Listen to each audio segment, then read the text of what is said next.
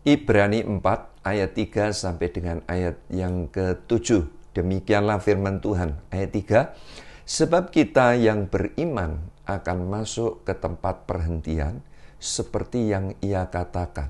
Sehingga aku bersumpah dalam murkaku, mereka tak akan masuk ke tempat perhentianku. Sekalipun pekerjaannya sudah selesai sejak dunia dijadikan. Ayat 4.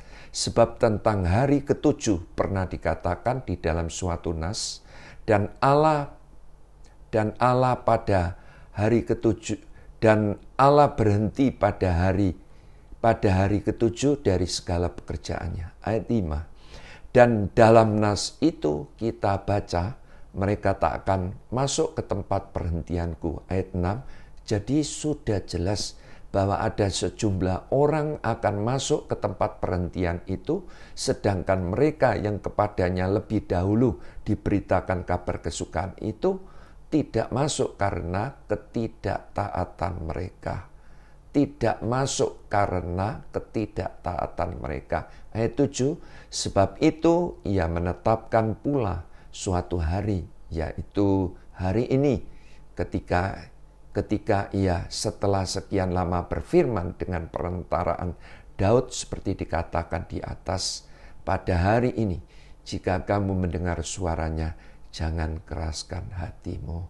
Jadi dari ayat-ayat yang telah kita baca, kita diingatkan, memberi pengertian ayat ini, ya, bahwa yang menjadi penghalang untuk janji-janji Allah yang luar biasa, yang menjadi penghalang ya terhadap rencana Allah yang baik dan sangat luar biasa bagi saudara dan saya, kalau kita itu tidak taat.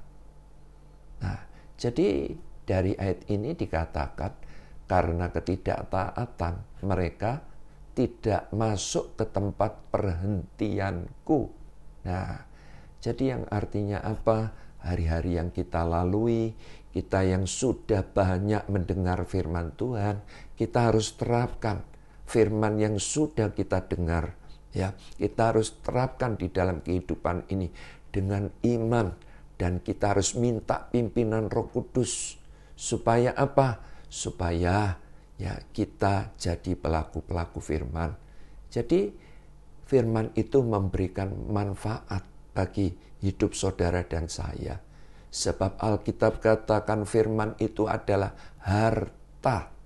Jadi memberikan apa saudara? Memberikan manfaat apa? Kekuatan.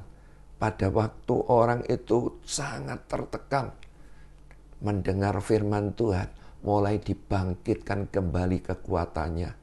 Ya, pada waktu orang itu menghadapi berbagai pergumulan, pada waktu dia mendengar firman Tuhan, dia mendapat hikmat, jiwa dan rohnya sehat kembali, dan firman itu memerdekakan.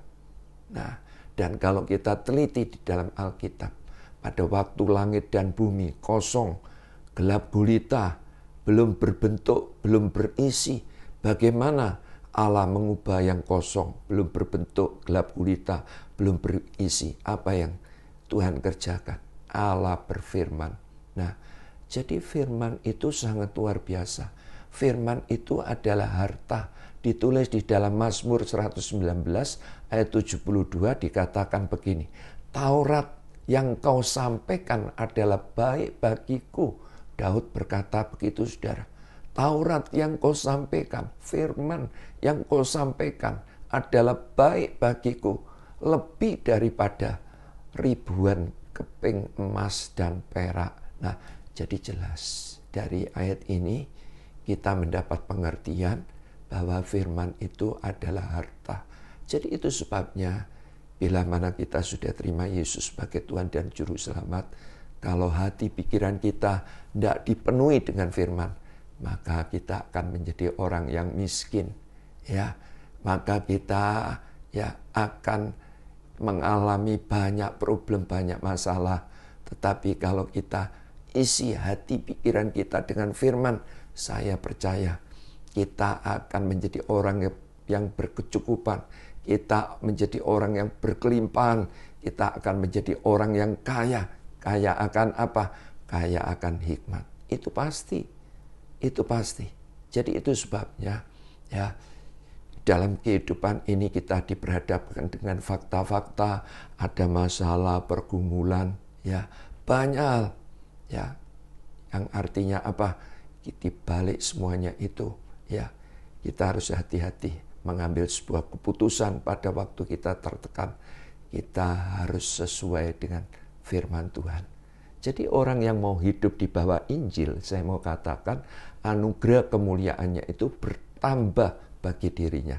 Tetapi sebaliknya, anugerah dan kemuliaan Tuhan itu akan hilang jika mereka itu tidak taat. Alkitab berkata, langit dan bumi, ya, dikatakan akan berlalu, tetapi firman Tuhan tinggal tetap. Jadi itu sebabnya setiap keputusan saudara, kita harus hati-hati. Kita harus apa? Sesuai dengan firman Tuhan. Ya, mari kita belajar mentaati firman Tuhan, mentaati pimpinan Roh Kudus, sehingga apa? Janji Tuhan, rencananya pada kita digenapi.